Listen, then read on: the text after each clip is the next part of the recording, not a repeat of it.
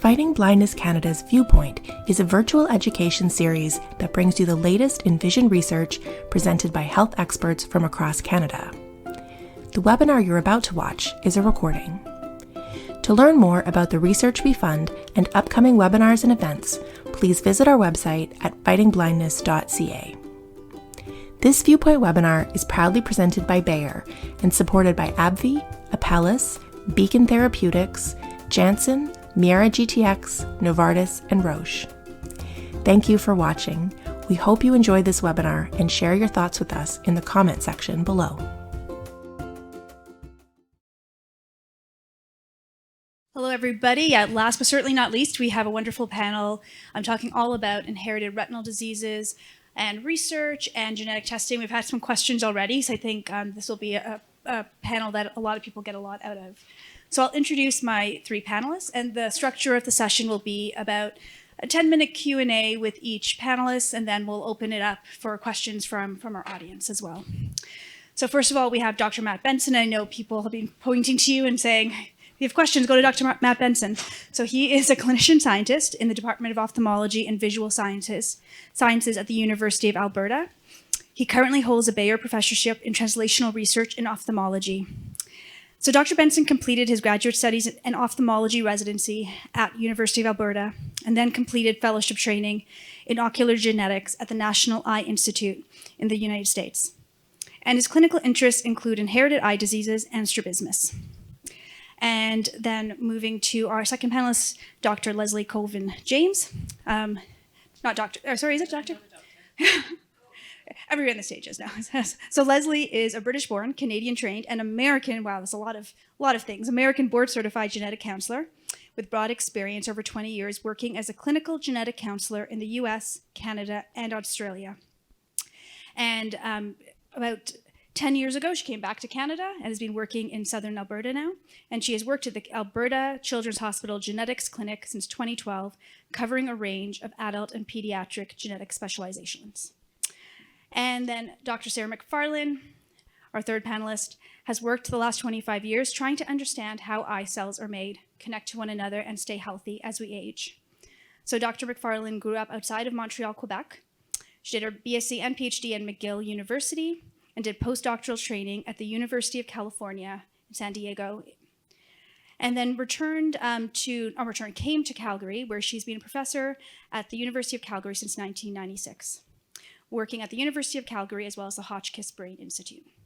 So her lab is currently using the lessons learned about retinal circuit formation in the embryo to understand how to protect retinal circuits against damage in diseases like age-related macular degeneration. So we'll get into all of this as we go through our panel. So I'm going to sit down, and I hope people can see me and see all of us, but if not, I'll stand up. So let's start with Dr. Benson first. So we've talked a lot about inherited retinal diseases and genetics, but I'm wondering if you could just explain again about what role genetics play in inherited retinal diseases. Oh, thanks, Ursa. Yeah, we've heard from some talks already, but just to simplify it a little bit, inherited retinal diseases generally implies a genetic etiology, although retinal conditions in general can have acquired causes, and some of them have congenital or inherited causes like genetic causes. So some of the acquired causes might be like diabetic retinopathies. If someone has diabetes, it's affecting the function or structure of the retina, or something like a vein occlusion or blockage that's causing problems that also both of those can lead to vision loss. Inherited retinal dystrophies generally imply some genetic cause. We call them monogenic for the most part, meaning that each one is caused by a change or one or more changes in a particular gene. And for the inherited retinal dystrophies, there's something like 300 plus genes that could cause them. They all cause different types of disease. There's lots of overlap though, and so there are similarities. Some of these require specific therapies like we've seen, but they're also looking at developing therapies that don't rely on you necessarily having a specific change in a specific gene, but regardless is still important for many reasons like we'll hear about to get genetic testing done as well. That's great. I was wondering, so you're a clinician as well as a scientist. So I was wondering if you could tell us a little bit about what your research is and how you sort of bridge your clinical work with your research work. Yes, thanks. So yeah, I have a basic research lab at the University of Alberta. I also have a clinic there as well. And I'm in a fortunate position where, based on the patients that I can interact with in the clinic, I can generate research ideas working with the patients. This actually is how my initial research project and my main focus stemmed from. It was a patient that I saw with Dr. McDonald when I was in training. This was back in 2016, 2017. He has a paroxysmal disorder. This caused retinal degeneration that looks like retinitis pigmentosa, and he also had hearing loss and a few other complications. He was initially actually thought to have something called Usher syndrome, which is a cause of combined hearing and vision loss. But then on the genetic testing that came back, we were kind of, at the time it wasn't known that a peroxisomal gene could cause this, and it was a relatively new idea. So the gene actually wasn't even included on the gene panel that the patient had, but subsequent testing had confirmed that he had this specific change. So my research interest is in understanding what the specific mutation in the gene is doing for this patient, but then more broadly, what the function of the peroxisomes, which is what the gene is affecting, is doing in retinal diseases. And so you mentioned the word peroxisome a few times. So what is a peroxisome, and how does sort of maybe a dysfunction in a peroxisome cause retinal degeneration, whether it's retinitis pigmentosa? Does it cause any other types of eye conditions? Yes, I always love talking about research. So a peroxisome is a small organelle inside the cell. It's actually one that, in my opinion, is something that is not recognized as often as playing such a fundamental role. It was really only identified in the 50s and 60s as something that is relevant for the cell's function. But a peroxisome is important in metabolizing lipids, so it breaks down very, very long lipids in cells. And the retina, particularly the photoreceptors, has a high percent of very long chain fatty acids or lipids. Other roles peroxisomes play include antioxidant roles, so it will detoxify harmful substances in the cells. And we know that there are many different mechanisms by which retinal degeneration occurs. One of them is an accumulation of you can think of it as like toxic substances in the cells or oxidative stress. And so the thought is, at least in this patient, it's most likely that the peroxisomes are causing problems in the retina. And so what my lab does is we generate retinal cells, and you've heard about the stem cells. It's very similar work. What I do is I'll take a skin sample from that patient. We'll convert those into the stem cells that you've heard about. And then from the stem cells, we can differentiate those into retinal cells, so we can study the patient's specific condition in the cell that's relevant to their disease. And then in terms of other conditions where peroxisomes are involved in, I was recently at a conference in Arvo, which you heard reference to in New Orleans. And there's a group actually it was actually sponsored by Novartis, and the research was out of Cambridge, Massachusetts. And the research group there is looking at the role of a specific peroxisome gene in AMD, and found that when this gene is not functioning properly, the cells accumulate. This is actually in a fish model, but the fish retina accumulates lipids. And lipids are one of the component of drusen that is a feature of macular degeneration. So there is some interest in trying to tie this into broader diseases like AMD, and also retinal degenerations as a whole. So the peroxisomes are an exciting field. It's not something maybe some of you would have necessarily heard about, but it plays a particularly important role in the cells, and we're learning more about it still. I think that's the first time I've ever heard somebody say that peroxisomes are an exciting field. So, so moving a little bit to a different type of eye disease, I also read that you have a research interest in strabismus. So I was wondering if you could tell us a little bit of what strabismus is, and does it go along with other eye diseases? Is it an eye disease on its own? Yeah, no, thanks for the question. My interest in strabismus came from a research project that I was involved with, also with Dr. McDonald, but more so specifically now I'm treating patients with strabismus, which essentially is an ocular misalignment. So both eyes are not pointing in exactly the same place. And there's a number of different causes for this. Some of them are related to genetic conditions.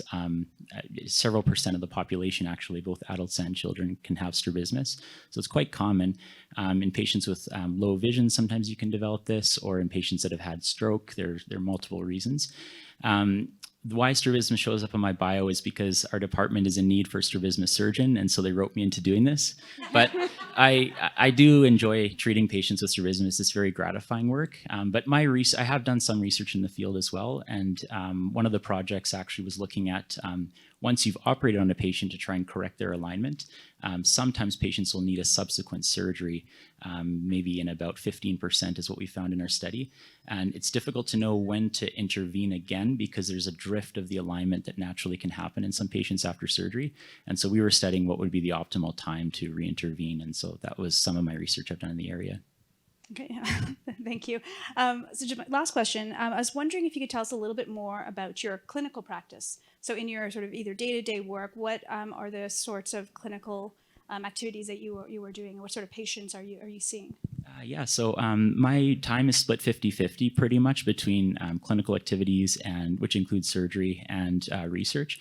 So in the clinic, usually on a Monday, I'll hold an ocular genetics clinic essentially, but probably 80 or 90% of the patients we see have an inherited retinal dystrophy.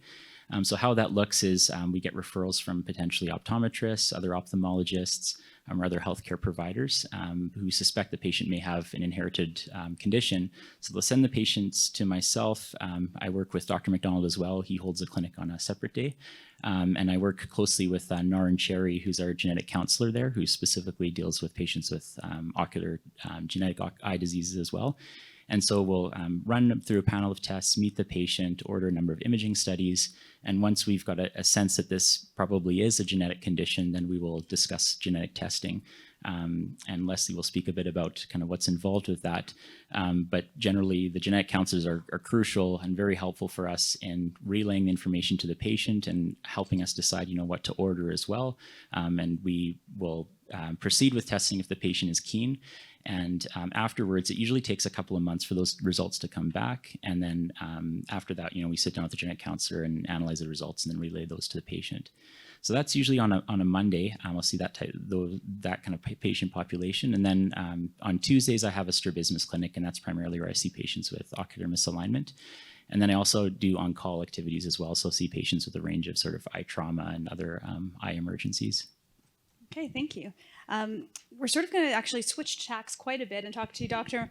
McFarlane, who is a discovery scientist, so is working on developmental biology, so trying to understand sort of how cells develop in the eye and what that means for different types of eye diseases.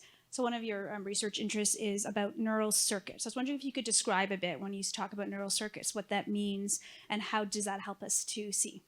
Okay. So really nice to be here. And I found the talks really interesting today. So a neural circuit, I'm sure all of you have at some time opened up a piece of electronic equipment and seen this electrical circuit. A neural circuit is really an electrical circuit, except that all of the nodes in that circuit are neurons.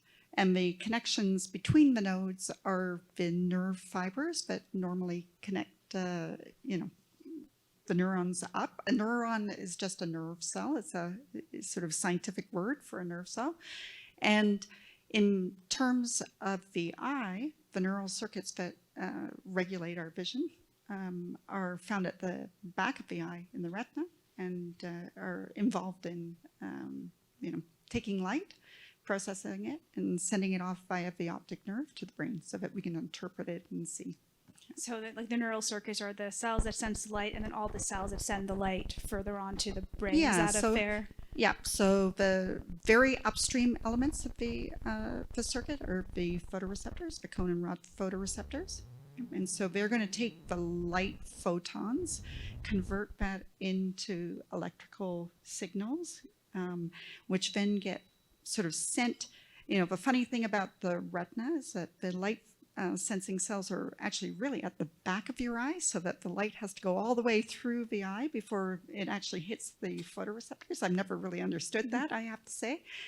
So they take the light, they turn it into electrical energy, then they send it back out towards the lens to the interneurons that then take the signal and really filter it in many different ways so that there's patterned information in the electrical activity. They pass it on to the retinal ganglion cells, which are the output cells of the eye and whose nerve processes or axons form the optic nerve. I was actually hoping you would answer the question why the light sensing cells are in the back. I've been maybe wondering that as well. somebody else knows. Okay.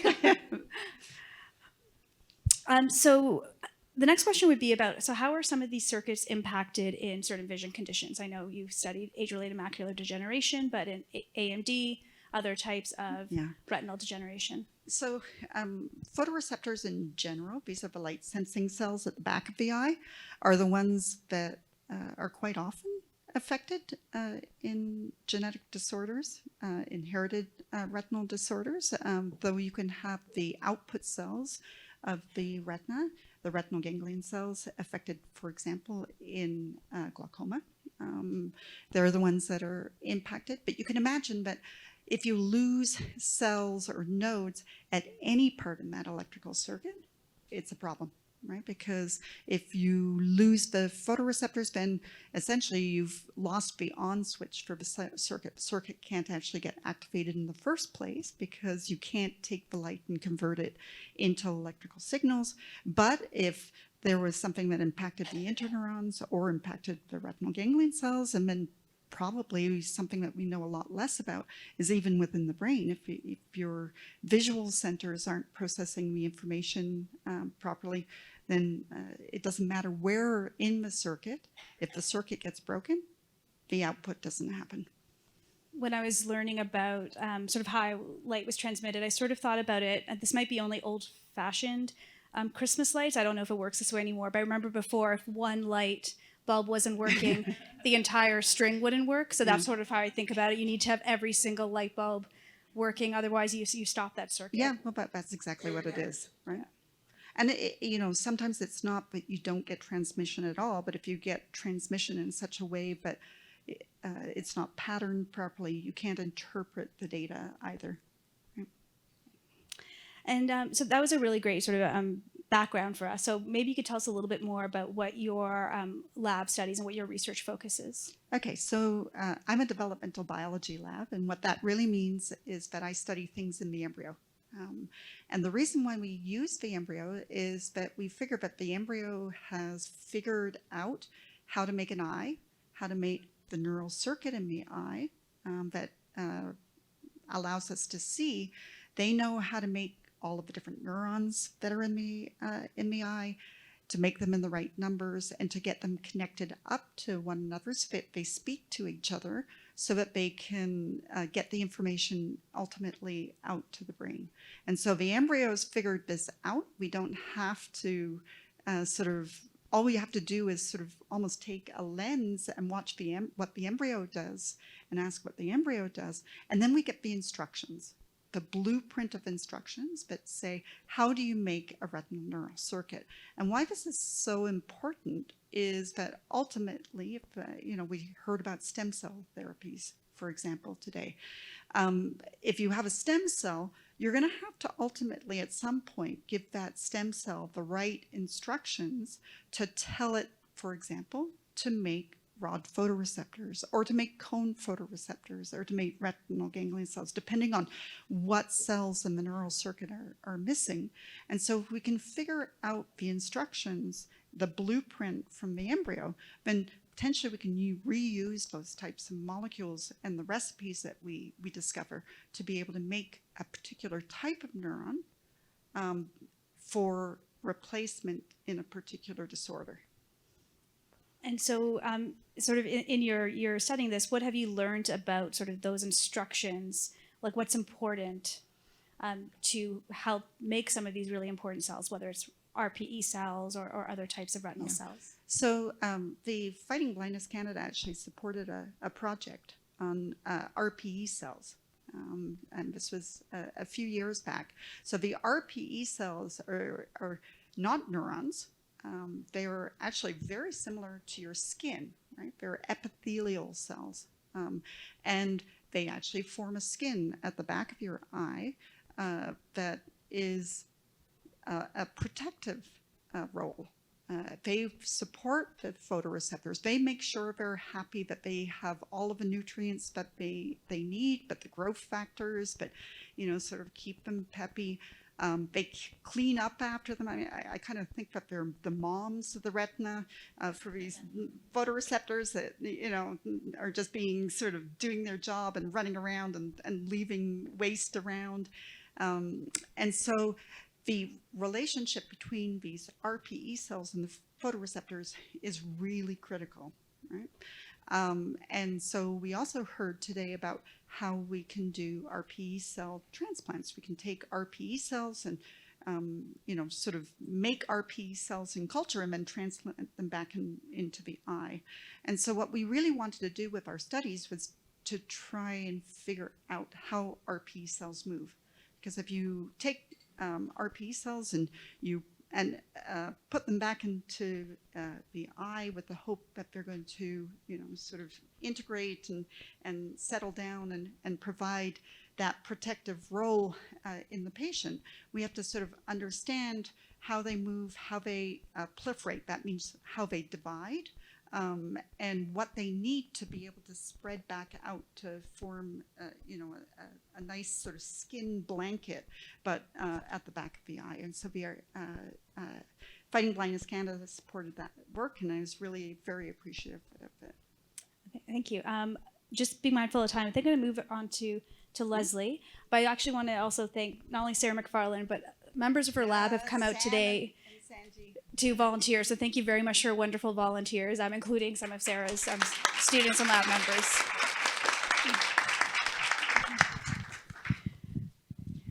And sort of, yes, switching back now to a really clinical side of things. I'm sort of jumping around a little bit. So we have heard about genetic testing and genes. So I was wondering if you could sort of tell me in your words what genetic testing is and also why you think genetic testing is so important. Okay. So first of all, thank you very much for inviting me to be here. It's lovely to be here. I hope you can all hear me. I sound very loud to myself, but is this about the right place to hold it? Okay.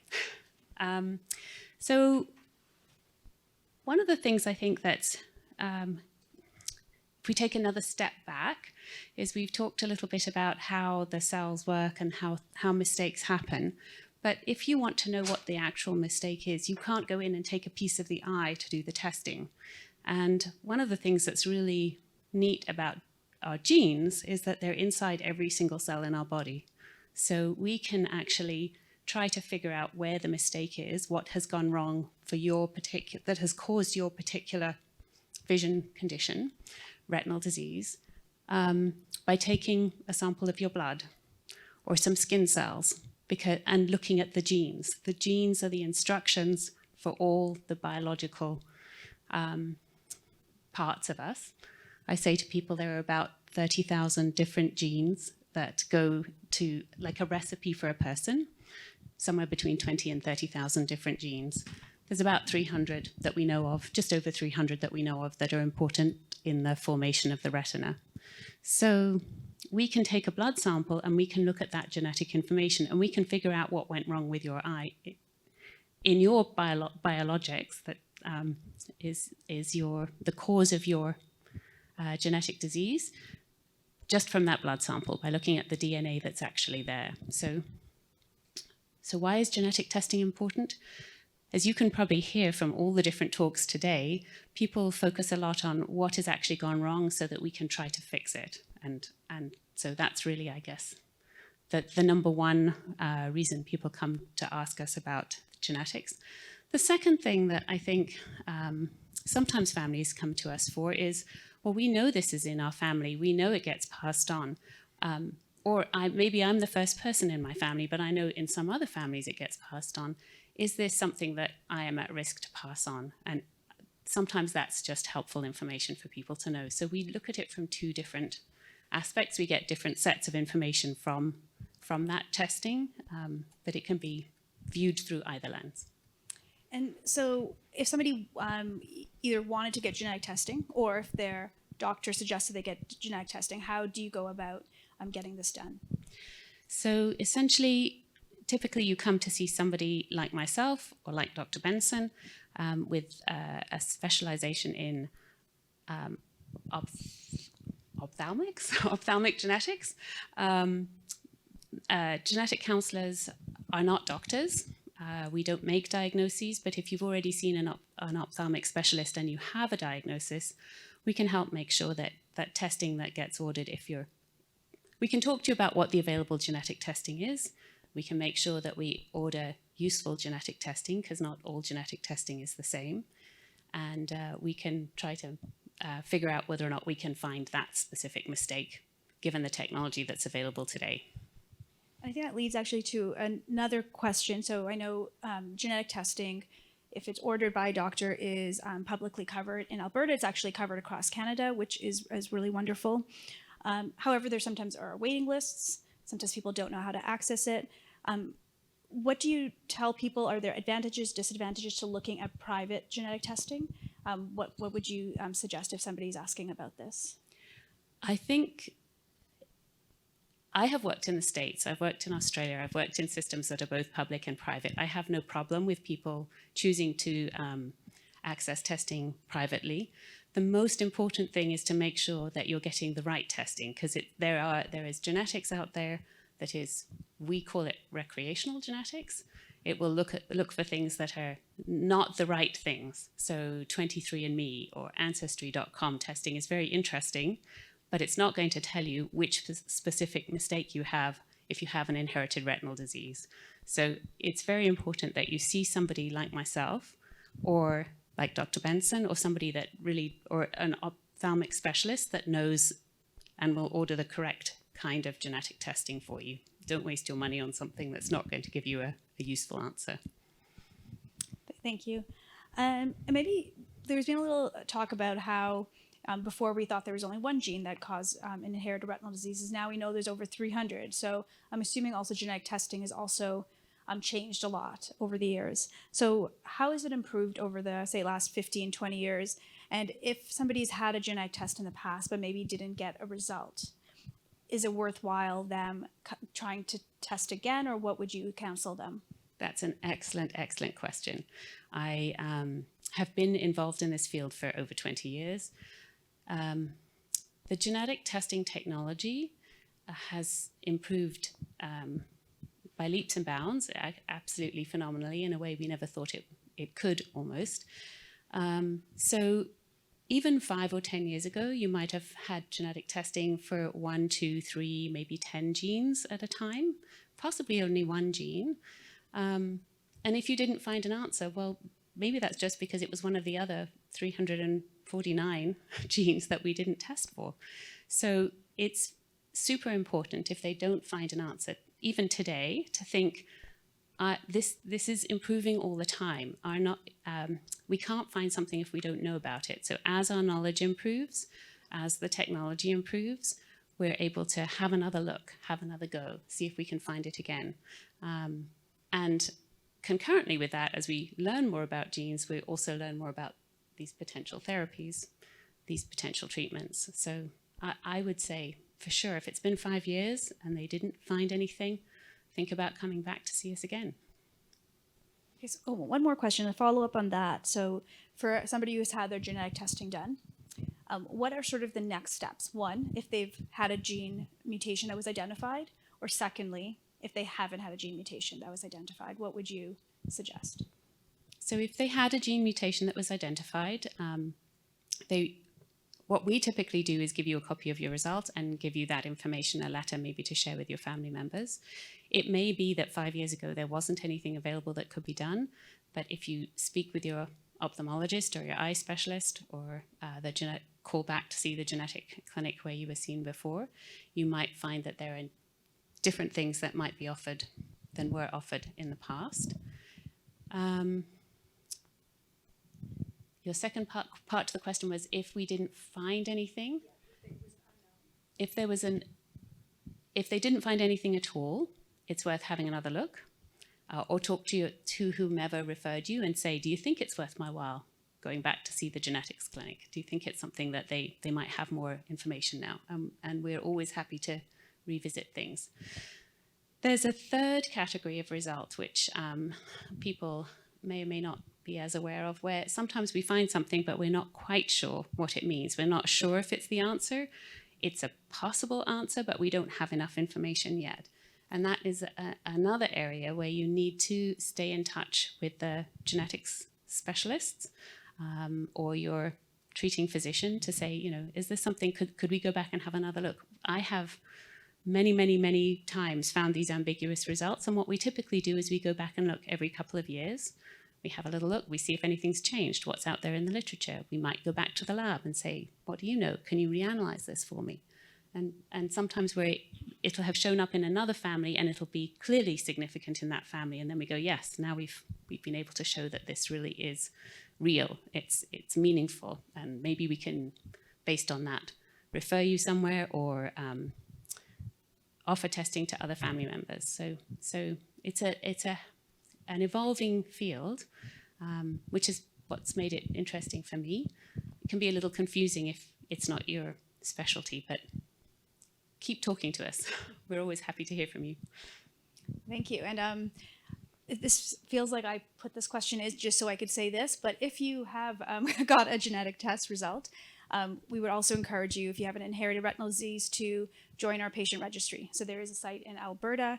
So Dr. Matt Benson and Dr. Ian McDonald are in charge of the site. There are sites across the country. And if you join the Fighting Blindness Canada Inherited Retinal Disease Patient Registry, it basically lets you put your hand up and say, I have this gene mutation or I have this inherited retinal disease. So if there are new trials, natural history studies, or even treatments, you're easier to identify.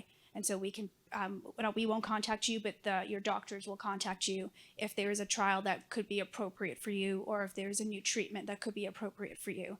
So it's a really great way to try to stay on top of things and get the information quicker. So I'm going to now open up the floor to the audience. And Morgan, do you want me to run around with the, no? Okay.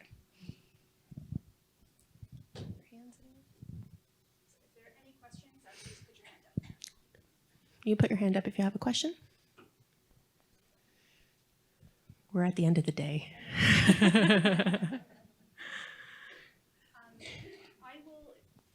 I'm going to start then. Because this was a question I didn't get to. I was going to ask each of you about what were maybe like one area of vision research that you're finding particularly exciting or clinical care right now. Sure, thanks. Yeah, I think for me, it's like we focus a lot on treatment, and of course this is very, very exciting. I think for me, one of the big things is access to genetic testing, and this is still a bit of a challenge for all patients and providers to make sure that patients are aware and providers are aware and that patients are able to get testing. But I think, compared to 10 or more years ago, where the number of patients that would have been able to tell exactly what the cause of their retinal dystrophy was would have been quite a few, significantly less than what it is now. I think that's been one of the huge breakthroughs, is it's empowering knowledge. It allows patients to participate in clinical trials if they're interested. We can go back in the literature and look to see how other patients have fared with maybe a similar change in the gene. Although there's exceptions, there can be quite a bit of variability. It just provides patients with more information for determining risk to other family members, if that's something that's of interest, or family planning. There's lots of implications. And then, of course, for treatments as well, a lot of them are gene specific, although not all of them are. And that's not to downplay the role of genetic testing, but also to give hope, because these are all very rare conditions. So unfortunately, at this time, there's not a treatment available for each one. And there's lots of barriers to that. I think it's a matter of time before there are more options available. But some of these gene agnostic approaches, they call it, where you don't need to necessarily have a specific change in gene in order to get treatment, these are also being developed too. But this all relies on fundamental knowledge that stems from genetics, because it allows us to push the field forward, study different conditions in the lab, and understand how these conditions occur to begin with. So even the treatments that don't require a patient to know their genetic diagnosis, all of the genetic information that's available does help drive the research.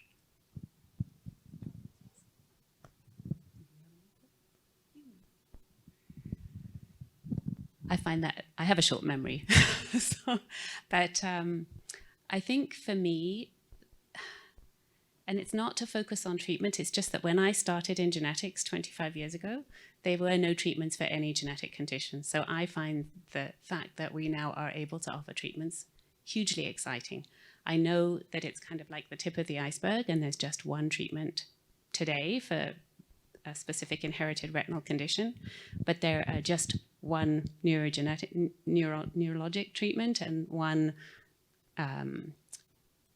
hematology treatment. And so to me, it's amazing. These are just starting, and there's going to be more and more, and I find that thrilling, actually. So. Okay, so I'm a foundational scientist, and I think the sort of technology advance that has been most revolutionary, I think for the lab, but I think also for understanding disease variants and what their consequences are in cells, is CRISPR gene editing. And so this is maybe some of you have heard of this in the news. It's an approach where you can go in and very specifically change the sort of chemical structure of the DNA, but in a very specific way, so that you change the nucleotides which make up the DNA, and you can do that in a very directed fashion. And so if you have, as Leslie was talking about, a variant of unknown significance, there's a genetic mutation, but it's not known, for example, what that mutation, whether it's disease causing or not.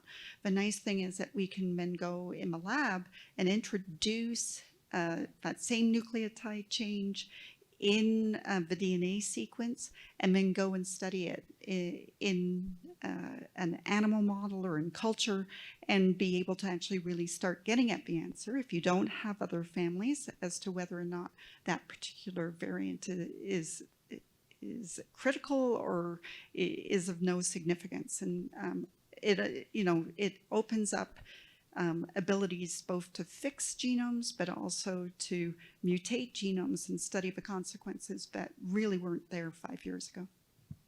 Yeah, I was telling Dr. McFarlane when I finished my postdoc in 2016, I think CRISPR was just starting, and it's amazing how there already are clinical trials now that are starting to use CRISPR to try to develop potential therapy. So it's amazing how quickly such a important technology has moved, both for fundamental biology, but also now for clinical practice.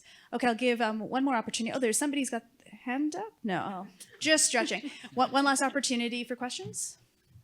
Otherwise, I will thank all of our wonderful speakers. Thank you.